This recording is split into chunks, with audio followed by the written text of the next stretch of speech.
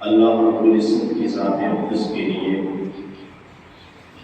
جو اس کائنات کا خالق مالک و رازق ہے، انگنت بے حدود بے شمار درود و سلام میرے اور آپ کی رحمت و رحمتہ مصطفیٰ صلی اللہ علیہ وآلہ وسلم پر۔ میرے بھائیوں اور بزرگوں، اللہ رب العزت کا بہت بڑا احسان عظیم ہے کہ جس رب تبارک و تعالیٰ نے ہمیں یہ رمضان المبارک کا مہینہ عطا کیا، صحت مند جسم کے ساتھ سانسوں کی ڈور چلتی ہوئی ہے، اور اس سے بڑا احسان کہ اللہ رب العزت نے ہمیں اس مہینے میں اپنی عبادات کرنے کی توفیق عطا فرمائی ہے۔ تو جیسا کہ آپ ساتھی جانتے ہوں گے کہ بھائی فیصل نے میرے ذمے جو موضوع لگایا ہے وہ ہے جہاد کے فضائل کے اوپر۔ اس کی کچھ وجہ یہ بھی ہے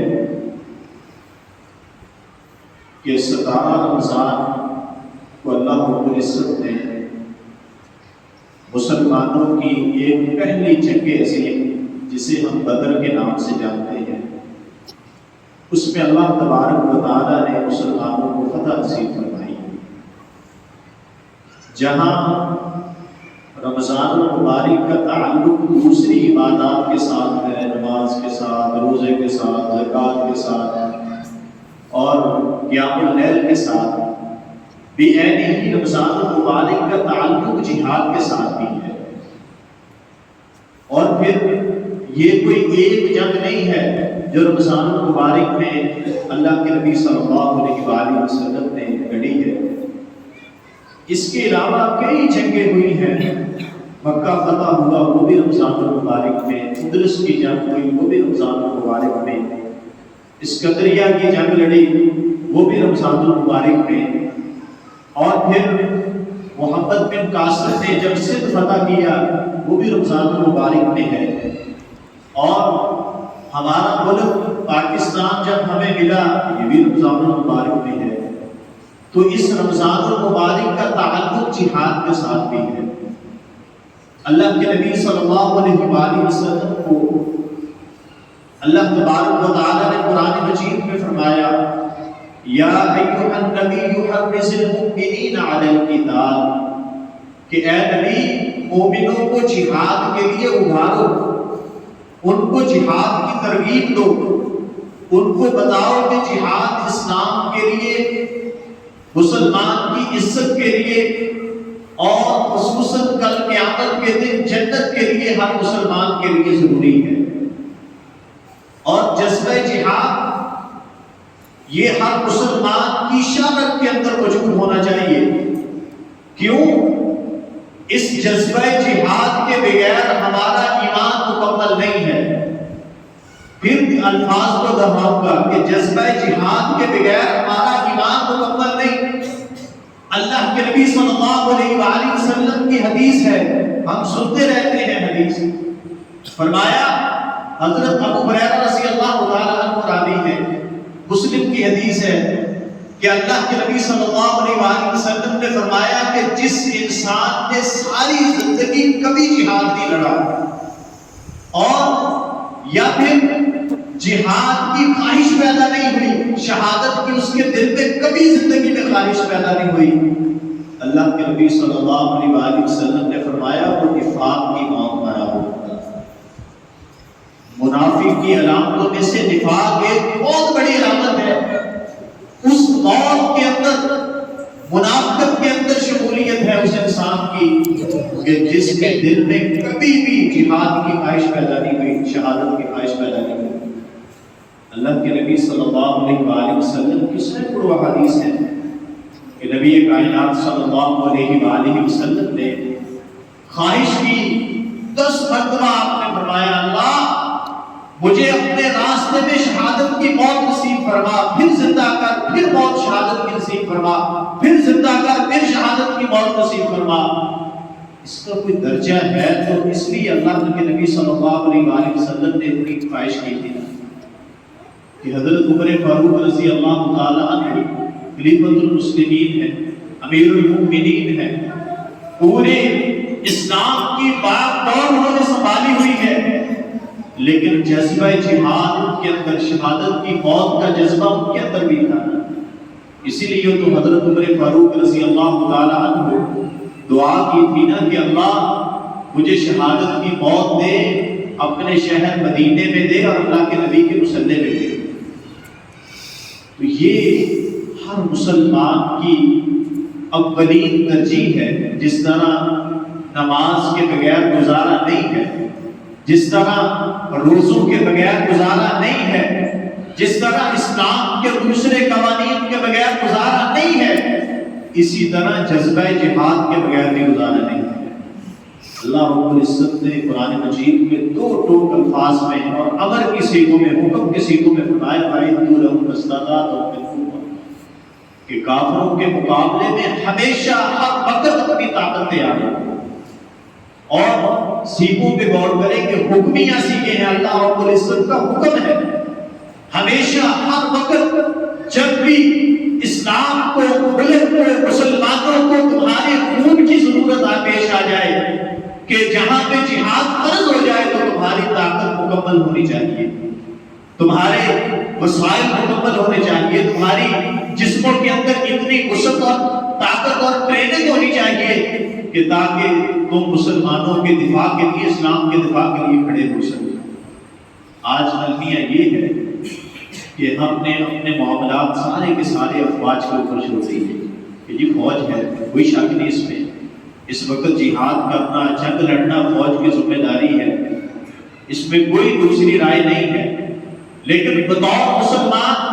ہمارے اوپر فوج کے آنے سے یہ حکم ساقط نہیں ہوا کہ ہم جو ہے وہ ہتھیار ڈال کے اپنی ذمہ داری اور دکانوں کے چکروں میں پڑ جائیں، نماز روزے کے لیے اپنے آپ کو مختص کر لیں۔ نہیں، کسی وقت بھی ضرورت پیش آ سکتی ہے اور خدا نہ کرے، خدا نہ خواستہ جنگ لگ جاتی ہے، پھر مسلمان اس جنگ میں تیاری نہ ہونے کی وجہ سے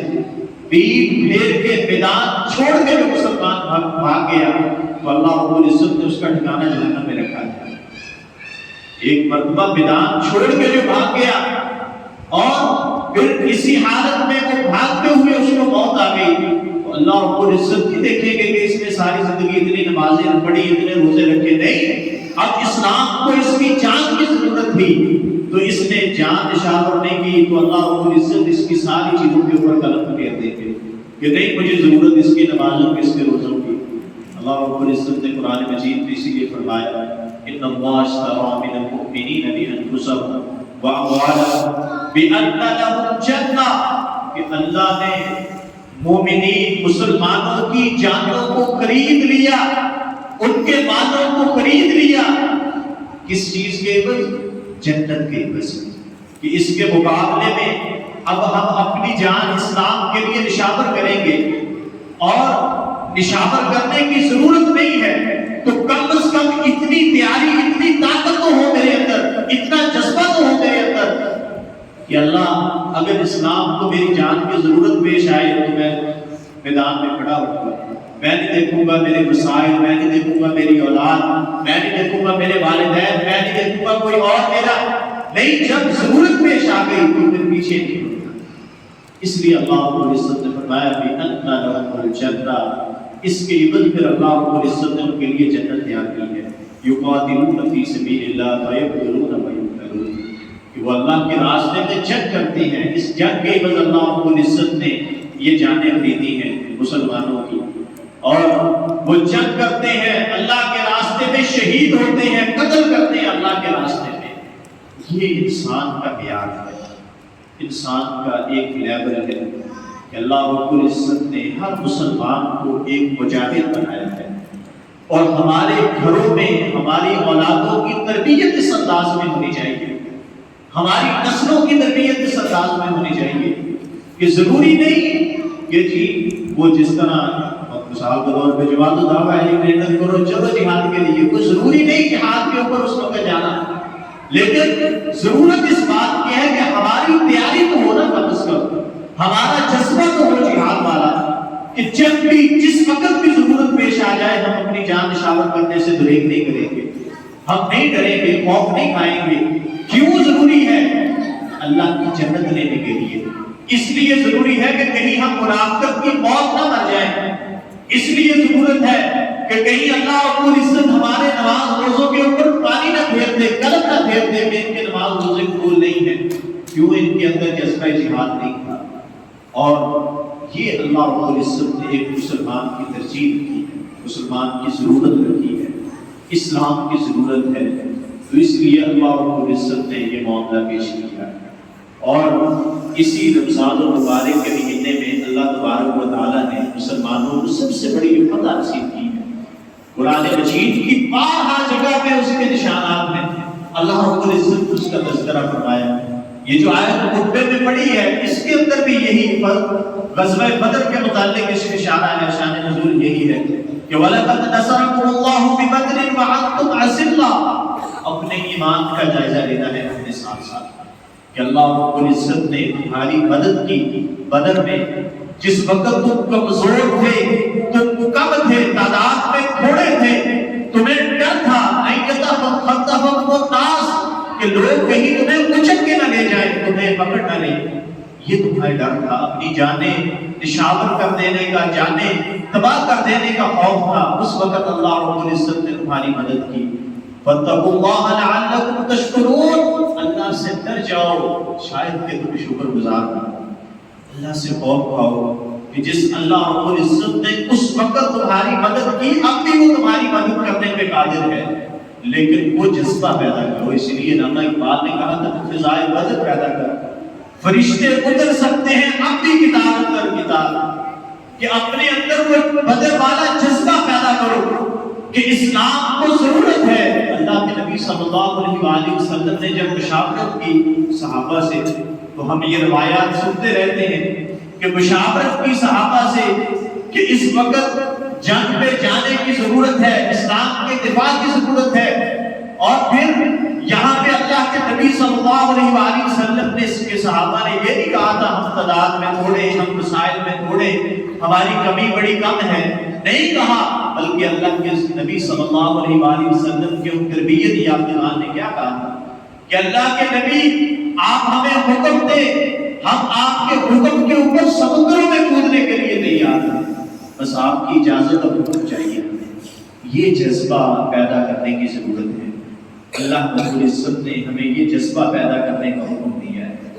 کہ جب اسلام کو، قرآن کو، اللہ کے نبی صلی اللہ علیہ وآلہ وسلم کی ذات کو ایک مسلمان کی گستاخی کی جائے، اللہ کے نبی کی گستاخی کی جائے، قرآن کی گستاخی کی جائے، اس وقت مسلمان کا یہ جذبہ ہونا ضروری ہے۔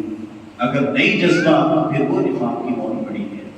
اللہ کے رب العزت نے اس لیے فرمایا کہ اذ تقول للمؤمنین علی یکفیکم ان یمدکم ربکم بثلاثۃ آلاف، کہ جب اللہ کے نبی صلی اللہ علیہ وآلہ وسلم مسلمانوں کو جذبہ جہاد کے لیے، بدر کے لیے تیار کر رہے تھے، اس وقت ان کو کہہ رہے تھے کیا تم اس بات پہ راضی نہیں ہو کہ اللہ رب العزت تمہاری 3000 فرشتوں کے ساتھ مدد کرے، منزلین، کہ جو بالکل تیار ہو جہاد کے لیے، لیکن اس کے لیے ضروری ہے کہ اپنا جذبہ ہو۔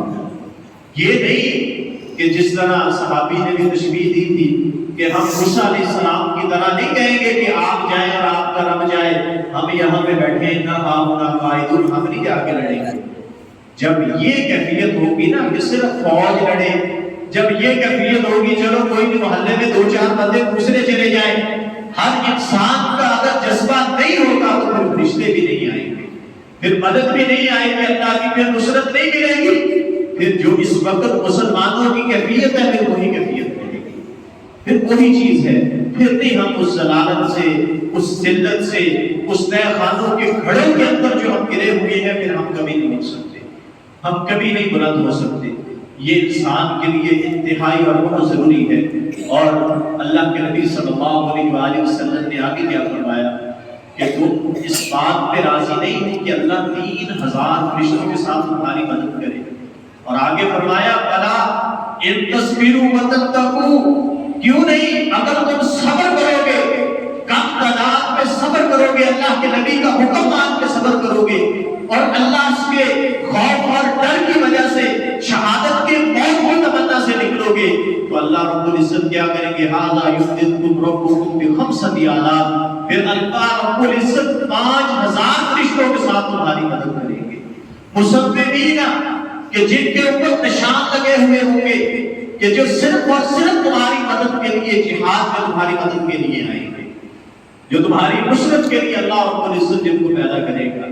حضرت علی رضی اللہ تعالیٰ عنہ یہ مسببین الفاظ کی تفسیر کرتے ہوئے بیان کر رہے ہیں کہ جس وقت بدر میں فرشتوں کو اللہ رب العزت نے بھیجا نا، اللہ کے نبی صلی اللہ علیہ وآلہ وسلم نے فرمایا ھذا جبریل آخذ برأس فرسہ علیہ اداۃ الحرب، کہ یہ جبریل آ رہا ہے اور گھوڑے کے اوپر سوار ہے، گھوڑے کی پیشانی کو پکڑا ہوا ہے، اور اس کے ہاتھ میں جنگ کا سامان ہے، جنگ کی تلواریں ہیں، لڑنے کے لیے اوزار اس کے ہاتھ میں ہیں۔ حضرت علی رضی اللہ تعالیٰ کو فرماتے ہیں کہ جس وقت بدر میں اللہ رب العزت نے مسلمانوں کی نصرت کے لیے جو گھوڑے بھیجے تھے، ان کی نشانی یہ تھی، مسببین ان کی نشانی یہ تھی کہ ان کی پیشانیاں سفید تھی، یعنی جو ماتھا ہے اس کا وہ سفید رنگ کا تھا۔ اس نشانی کے ساتھ اللہ رب العزت نے گھوڑوں کو مسلمانوں کی مدد کے لیے بھیجا، اور بخاری میں روایت موجود ہے کہ صحابی حضرت انس رضی اللہ تعالیٰ عنہ بیان کرتے ہیں کہ صحابی نے کہ اللہ کے نبی صلی اللہ علیہ وآلہ وسلم سے فرمایا کہ اللہ کے نبی ایک کافر گھوڑا جا رہا تھا، بھاگ رہا تھا، اور میں اس کے پیچھے پیچھے تھا، تو مجھے فضا میں ایسے آواز آئی جیسے کسی نے کوڑا چھوڑ کے مارا ہو، کوڑا جانتے ہیں کوڑے کو، کہ وہ کسی نے چھوڑ کے مارا ہو۔ تو جب میں نے نیچے دیکھا تو وہ کافر قتل ہوا پڑا تھا، اور اس کے چہرے کے اوپر میں نے غور کی تو مجھے ایسے محسوس ہوا جیسے کسی نے کوڑا مار کے اس کو مارا ہو، لیکن نظر کچھ نہیں آیا۔ تو اللہ کے نبی صلی اللہ علیہ وسلم نے فرمایا یہ صحابی سچ کہہ رہا ہے، یہ فرشتے نے اس کو قتل کیا ہے۔ اور یہاں تک کہ روایات موجود ہیں، صحابی کہتے ہیں کہ اللہ کے نبی صلی اللہ علیہ وآلہ وسلم کے ساتھ جب ہم جنگ کے لیے نکلے تو کافر کے لیے جو بھی اللہ کے نبی نے ہمیں تھمایا، تلواریں موجود نہیں تھی، نیزے موجود نہیں تھے، زرے موجود نہیں تھی ان کے پاس، جو بھی کسی صحابی کو چھڑیاں تک اللہ کے نبی صلی اللہ علیہ وآلہ وسلم نے پکڑا دی۔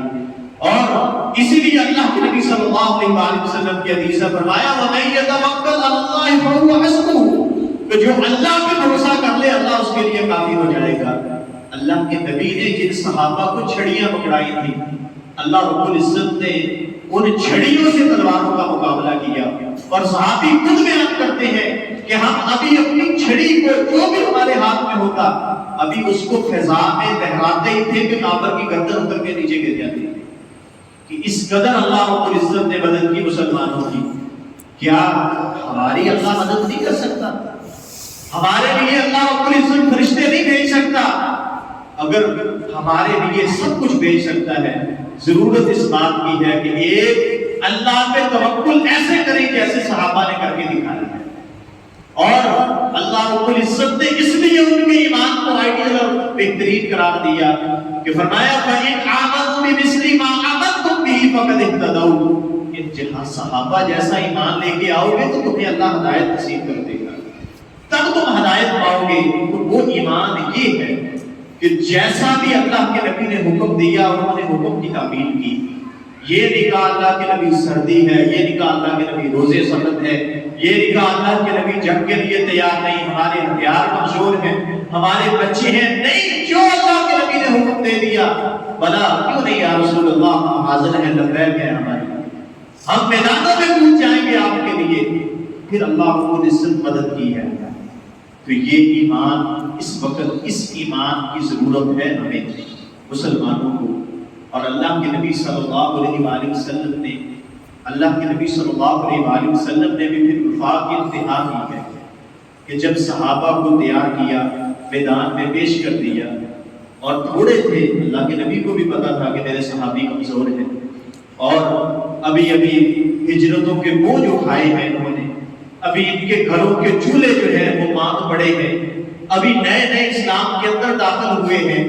ابھی اپنے خاندانوں کے ساتھ جنگیں لڑ کے ہٹے ہیں، اور خاندانوں نے ان کو نکال دیا گھروں سے، اپنے گھر نہیں ہیں صحابہ کے۔ اللہ کے نبی کو بھی ان چیزوں کو پتا تھا، لیکن اللہ کا حکم تھا تو اللہ رب العزت نے حکم دیا کہ میدان میں لے کے آ، تو اللہ کے نبی لے کے آ گیا۔ اور لانے کے بعد حضرت ابو بکر رضی اللہ تعالیٰ عنہ اور حضرت انس رضی اللہ تعالیٰ عنہ کی روایت ہے کہ لانے کے بعد مسلمانوں کی تربیت کرنے کے بعد، ترتیب لگانے کے بعد اللہ کے نبی صلی اللہ علیہ وسلم نے ان کو بٹھا دیا، اور آپ خود مصلی پہ اللہ کے نبی کھڑے ہو گئے اور اللہ سے دعائیں کرنا شروع کر دی، رو رو کے، اللہم اجز لی ما وعدتنی، اللہ اس وعدے کی وفا کر جو تم نے مجھ سے کیا ہے، اللہ اس وعدے کو پورا کر، اللہم آتی ما وعدتنی، اللہ اس وعدے کو اب پورا کرنے کا وقت آ چکا ہے جو تم نے مجھ سے وعدہ کیا ہے، اللہم ان تہلک هذه العصابہ من اہل الاسلام لا تعبد بالارض، اللہ اگر آج یہ چھوٹا سا گروہ شکست کھا گیا، تباہ ہو گیا، اگر آج یہ چھوٹا سا گروہ قتل ہو گیا، تو آج کے بعد دنیا میں اس زمین پہ اسلام کا نام لینے والا کوئی نہیں بچے گا۔ یہ دعا اللہ حضرت ابو بکر صدیق رضی اللہ تعالیٰ عنہ بیان کرتے ہیں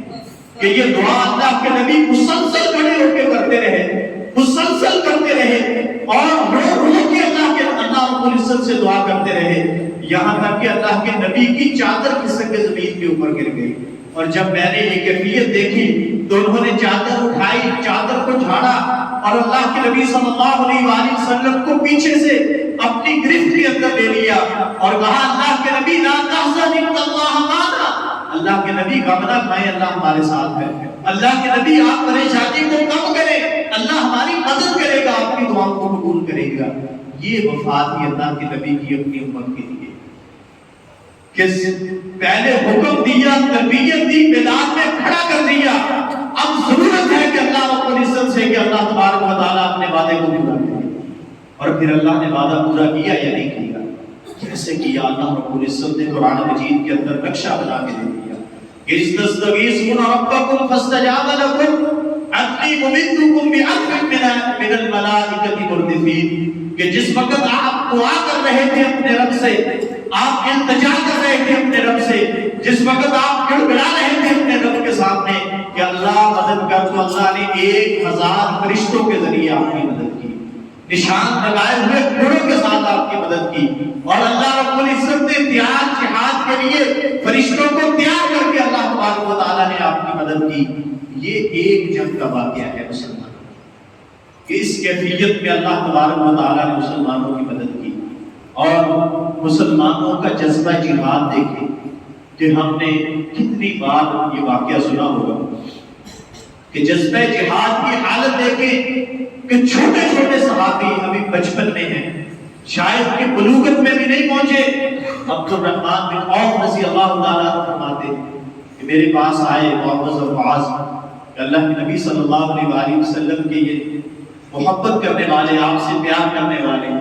یہ صحابی میرے پاس آئے، آگے پوچھتے ہیں، یہ ننھے منھے لڑکے میرے پاس آئے، آگے پوچھا کہ عبد الرحمن چچا ابو جہل کہاں ہے؟ تو کہا، میں نے تعجب سے پوچھا تمہارا ابو جہل کے ساتھ کیا کام ہے؟ کہنے لگے ہمیں پتہ چلا ہے ابو جہل اللہ کے نبی صلی اللہ علیہ وآلہ وسلم کو گالیاں دیتا ہے، اور ہم اس وقت تک چین سے نہیں بیٹھیں گے جب تک ہم اس کی گردن کو نہ اڑا دیں۔ تو عبد الرحمن بن عوف رضی اللہ تعالیٰ عنہ کہتے ہیں مجھے تعجب ہوا ان کی اس بات کے اوپر، اور میں نے اشارے کے ساتھ فرمایا کہ وہ ابو جہل ہے، تو وہ میرا بھی اشارہ یہ بازو نیچے نہیں آیا، میں نے دیکھا کہ وہ پرندوں کی طرح اڑ کے چلے گئے ابو جہل کے اوپر، اور سردار ہے، لشکر ہے، فوج کا کمانڈر ہے، اور ہر اعتبار سے اپنے گھوڑے کے اوپر سوار ہے، اور فوجی دستہ اس کے ارد گرد ہے، اس کے باوجود اللہ رب العزت کے یہ شیر اس کو نیچے گرا کے اس کو قتل کرتے ہیں۔ ادبرا جسے ہم کہتے ہیں وہ فل زخمی کر کے اس کو نیچے گرا دیتے ہیں، اور عبداللہ بن مسعود رضی اللہ تعالیٰ عنہ بعد میں جا کے اس کو قتل کرتے ہیں۔ تو یہ جذبہ تھا اللہ کے نبی صلی اللہ علیہ وسلم کے ساتھ محبت کرنے والوں کا کہ انہوں نے اپنی عمر کا تقاضا نہیں دیکھا، انہوں نے یہ نہیں دیکھا کہ ہمارے حالات کم ہیں، ہم کمزور ہیں اور اس وقت کے ہم کمانڈر کے ساتھ مقابلہ کر رہے ہیں۔ آج کے دور میں آرمی چیف ہی لگا لو کہ آرمی چیف کا جو پروٹوکول ہے اس وقت ابو جہل کا تھا، شاید اس سے بھی زیادہ ہو اس وقت اس کا، اس کے ساتھ ہم مقابلہ کرنے کے لیے تیار ہیں۔ لیکن اللہ پہ ایمان، اللہ پہ توکل تھا اور اللہ کے نبی صلی اللہ علیہ وسلم کی باتوں کا یقین تھا اور سچی محبت تھی اللہ کے نبی صلی اللہ علیہ وسلم کے ساتھ کہ اب مجھے اور آپ کو محبت نصیب نہیں، ہمارا ایمان کمزور ہے، ہمیں ضرورت ہے کہ اللہ رب العزت ہمیں وہ محبت نصیب فرمائے اور اپنے دلوں کے اندر وہ جذبہ، وہ خواہش اور وہ تڑپ ہمیں رکھنے کی ضرورت ہے، چونکہ یہ خواہش اور جذبہ رکھنے کی ہمیں خود اپنے لیے ضرورت ہے، کسی کے لیے بات نہیں ہے۔ اپنے ایمان کو بچانے کے لیے، اپنی جنت کو حاصل کرنے کے لیے ہمیں اپنی ضرورت ہے ان چیزوں کی۔ اور پھر حضرت انس رضی اللہ تعالیٰ عنہ فرماتے ہیں کہ اللہ کے نبی صلی اللہ علیہ وسلم جب دعا سے واپس آئے تو ایک قریش کا غلام صحابہ نے پکڑا، اس کو مار رہے تھے کہ بتا ابو سفیان کہاں پہ ہے، تمہاری فوج کی کیفیت کیا ہے، جاسوس تھا، پوچھ رہے تھے اسے۔ اور اللہ کے نبی صلی اللہ علیہ وسلم نے چھڑایا، فرمایا کہ چھوڑو اس کو، یہ سچ بول رہا ہے۔ اس نے سب بتا دیا کہ 1000 لشکر ہے، ہر روز ہم جو ہے وہ 10 اونٹ ذبح کرتے ہیں، ایک دن ہم 9 اونٹ ذبح کرتے ہیں۔ تو اس کا مطلب یہ ہے کہ تقریباً 1000 کی فوج مکے والے لے کے آئے، ابو جہل لے کے آیا، اور پھر ناچنے گانے کے لیے لونڈیاں لے کے آیا۔ ہر اعتبار سے اپنے جشن کو مناتے ہوئے اس نے میدان کو سجایا کہ آج مسلمانوں کے ساتھ ہم جنگ کریں گے، اور پھر بڑے فخر اور تکبر کے ساتھ اس نے مقابلے کے لیے مسلمانوں کو للکارا۔ اللہ کے نبی صلی اللہ علیہ وسلم نے اپنے 3 صحابی بھیجے، حضرت علی، حضرت ابو عبیدہ، ان 3 صحابہ کو اللہ کے نبی صلی اللہ علیہ وسلم نے میدان میں بھیجا، اللہ رب العزت نے ان کو نصرت عطا کی۔ اور پھر اللہ تبارک و تعالیٰ کی طرف سے کہ جب مسلمانوں کا یہ جذبہ دیکھ کے اللہ کے نبی صلی اللہ علیہ وسلم حضرت انس بیان کرتے ہیں کہ اللہ کے نبی صلی اللہ علیہ وسلم زمین پہ بیٹھ کے اپنے ہاتھ کو زمین کے اوپر مار کے فرماتے کہ یہاں پہ فلاں کافر قتل ہوگا، اس جگہ پہ فلاں کافر قتل ہوگا، اس جگہ پہ فلاں کافر قتل ہوگا۔ کیوں؟ اللہ رب العزت سے دعا کی تھی اور اللہ نے پھر اپنا وعدہ پورا کرنا تھا، تو اللہ رب العزت نے موجزانہ طور پہ اللہ کے نبی صلی اللہ علیہ وسلم کو بتا دیا کہ آج اس وقت مسلمانوں کی یہ حالت ہونے والی ہے۔ اور کتنے بڑے بڑے سردار اس وقت جو ہے اس میدان کے اندر مسلمانوں نے قتل کیے، 70 مسلمانوں نے ان کو قتل کیا، 70 کو قید کیا، صرف 313 یا 319 میں سے صرف اور صرف 14 مسلمان شہید ہوئے اس جنگ میں۔ اور اتنی بڑی تعداد کافروں کی، یعنی 3 گنا زیادہ ان کی تعداد، اور اللہ رب العزت نے مدد کیا کہ فرمایا قد کان لکم آیۃ فی فئتین التقطا فئۃ تقاتل فی سبیل اللہ واخرى کافرۃ یرونہم مثلیہم رأی العین، کہ اللہ کی طرف سے کتنا بڑا انعام ہوا کہ جب اللہ تبارک و تعالیٰ نے آسمانوں پہ دیکھ کے یہ نظارہ دیکھا کہ اسلام کے ساتھ اپنے نبی سے، مجھ سے محبت کرنے والے میدان میں جنگ کرنے کے لیے خود انداز میں تیار ہیں، تو اللہ رب العزت نے ایک تو آسمانوں سے بارش نازل کی، دوسری ان کے اوپر نیند طاری کر کے ان کو فریش کیا، اور تیسری اللہ کی طرف سے مدد یہ تھی مسلمانوں کو ایسے لگتا تھا جیسے یہ کہنے کہ چند 100 کی تعداد ہے، 200 150 کی تعداد ہے، کہ اللہ نے کافروں کی تعداد کو کم کیا اور مسلمانوں کی تعداد کو کافروں کی نظر میں زیادہ کر دیا تاکہ مسلمانوں کا رعب اور دبدبہ جو ہے کافروں کے اوپر حاوی ہو جائے۔ اس کیفیت میں اللہ تبارک و تعالیٰ نے مددیں کی، اس کیفیت میں اللہ رب العزت نے مسلمانوں کی تائید کی، اس کیفیت میں اللہ رب العزت نے مسلمانوں کو یہ جنگ عطا کی، اور یہ جنگ ہم سب کے لیے بہت بڑے سبق چھوڑ کے گئی ہے، بہت بڑے درس چھوڑ کے جاتی ہے یہ جنگ، کہ اپنے اندر وہ اسلام کی، وہ دین کی وہ کیفیت اپنے رب کے اندر پیدا کریں۔ اور اللہ رب العزت نے دوسرے مقام پہ بھی اس نقشے کو کھینچا، اذ یوحی ربک الی الملائکۃ انی معکم فثبتوا الذین آمنوا سألقی فی قلوب الذین کفروا الرعب، کہ جس وقت اللہ رب العزت فرشتوں کو وحی کر رہا تھا کہ جاؤ مسلمانوں کی مدد کرو، جنگ کے لیے جاؤ اور میں تمہارے ساتھ ہوں، وہ مسلمانوں کے ساتھ جاؤ، ان کی مدد کرو۔ تو رب کی ذات خود کہہ رہی تھی، اور یہ شیطان ابلیس انسانی شکل میں کافروں کو لے کے آیا۔ جب اس نے دیکھا کہ آسمانوں سے وجاء ربک والملک صفا صفا، کہ فرشتے صف باندھ کے مسلمانوں کی مدد کے لیے آ رہے ہیں، تو میدان چھوڑ کے بھاگ گیا۔ اس نے کہا کہ میں وہ دیکھ رہا ہوں مکے والوں جو تم نہیں دیکھ سکتے۔ مجھے اندازہ ہو گیا ہے کہ اللہ رب العزت اس وقت کس کیفیت میں مسلمانوں کی مدد کر رہے ہیں۔ تو میرے بھائیوں، میرے ساتھیوں، یہ اللہ رب العزت نے ہمیں یہ جنگ جو ہے ہمیں سبق دے کے گئی ہے کہ اپنے ایمان کو مضبوط کرو، جذبہ جہاد کو اجاگر کرو۔ اس وقت مسلمانوں کا جذبہ جہاد منہدم ہو گیا اور ہم جہاد سے بھاگنے لگے، تو ہم خود اندازہ لگا سکتے ہیں کہ اس وقت مسلمانوں کی کیفیت کیا ہے، کہ کتنے عرصے سے فلسطین کے اوپر ظلم و بربریت ڈھائی جا رہی ہے، کتنے عرصے سے فلسطینیوں کے ساتھ ظلم ہو رہا ہے۔ ہمارا نہ میڈیا، نہ فوج، نہ ہم حیثیت مسلمان، ہم نے کیا کردار ادا کیا ان کے لیے، کیا ہم نے ان کے لیے کیا؟ اور یہاں پہ اپنی فوج کو کہوں گا کہ بھائی آپ کے لیے ہزاروں جو تمغے لگے ہوئے ہیں سینوں پہ، کیا ضرورت ہے ان تمغوں کی؟ یہ 23 مارچ کو جو آپ پریڈیں کر کے، اپنا اسلحے کی نمائش کر کے، اپنے بارود کی نمائش کر کے لوگوں کو دکھاتے ہو، کیا ضرورت ہے اس بات کی؟ اگر ہم اپنے قبلہ اول کی حفاظت نہیں کر سکتے تو ہم اپنے قبلے کی حفاظت نہیں کر سکتے، کہ جس قبلے کے قبلہ اول میں اس مسجد میں جانے کے لیے اللہ کے نبی صلی اللہ علیہ وآلہ وسلم نے فرمایا کہ ثواب کی نیت سے ہم اس مسجد کی زیارت کر سکتے ہیں، جس مسجد میں ایک نماز پڑھنے کا ثواب جو ہے وہ 500 نمازوں کے تقریباً برابر ہے یا 10 نمازوں کے برابر ہے۔ اللہ رب العزت نے اتنی اس کو اہمیت بخشی ہے کہ سارے جتنے بھی انبیاء ہیں ان کی امامت اللہ کے نبی نے وہاں پہ کروائی ہے، تو اس قبلے کی ہم حفاظت نہیں کر سکتے تو کیا ضرورت ہے ہمارے ان تمغوں کی اور ان پریڈوں کی، ان چیزوں کی؟ اور ہماری کیفیت یہ ہے، اور کیوں کیفیت ہوئی؟ کیونکہ ہم بطور مسلمان جذبہ جہاد ہمارے اندر سے ختم ہو چکا ہے۔ حق کی آواز اٹھانے سے ہم کتراتے ہیں، ہم ڈرتے ہیں، ہم خوف کھاتے ہیں کہ کہیں حق بلند کرتے ہوئے ہمیں تھام لیا نہ جائے، پکڑ نہ لیا جائے۔ اس وجہ سے آج کافر جو ہے ہمارے اوپر مسلط ہو چکا ہے، اور ہمارے اس انداز میں ہمارے اوپر مسلط ہوا ہے کہ ہمارا میڈیا تک جس کی ذمہ داری ہے، جس کے حقوق کے اندر یہ بات شامل ہے کہ حق کو عوام تک پہنچانا، کوئی میڈیا چینل جو ہے اس کے اوپر جو ہے وہ نہیں کر رہا، اپنی کوریج نہیں کر رہا، لوگوں کو نہیں بتا رہا، تو اس سے بڑی مظلومیت اور بربریت اور نہیں ہو سکتی۔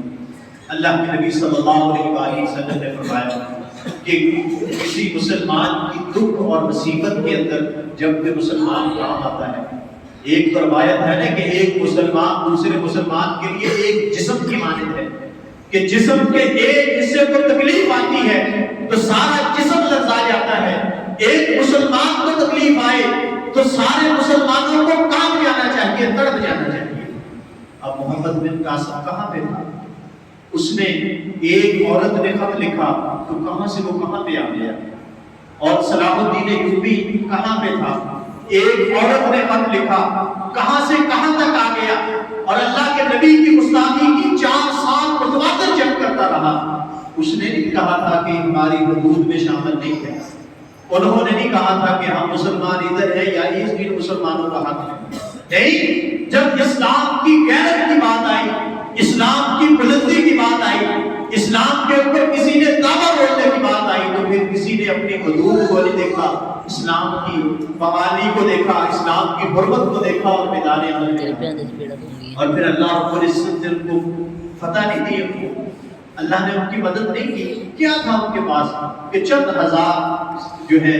وہ سپاہی، چند گھوڑے اور چند سامان، اور اس وقت کی سپر پاوروں کے ساتھ ہر بندے نے مقابلہ کیا کہ محمد بن قاسم کی کتنی عمر تھی، ابھی بلوغت کو پہنچا تھا، 20 سال کے قدم اس کی عمر ہے اور جوانی کی دہلیز میں مکمل نہیں پہنچا، اور کہاں سے کہاں تک آگے چلا گیا،